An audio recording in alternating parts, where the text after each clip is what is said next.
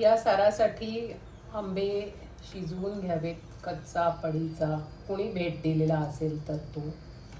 नारळाचं दूध काढून घालावं. तुमच्याकडे नारळ नसेल, ओला नारळ, आम्ही नारळ म्हणतो, तो नारळ म्हणजे ओला आणि खोबरं म्हणजे सुकं खोबरं. नारळ नसेल तर तुम्ही बाइंडिंगसाठी तांदळाचं पीठ लावू शकता. बेसनाच्या पिठापेक्षा म्हणजे बेसनापेक्षा तांदळाचं पीठ आहे त्याने वास चांगला राहील. आणि मस्तपैकी फोडणी घालून गरम करायचं. याच्यासाठी गूळ वापरायचा आणि फोडणीसाठी मी तेल वापरलं आहे. मला तुपाच्या फोडणीपेक्षा आंब्याच्या साराला तेलाची फोडणी आवडते, कारण माझी आई हे सार अप्रतिमच करायची. धन्यवाद. राधाश्रीचे बोल.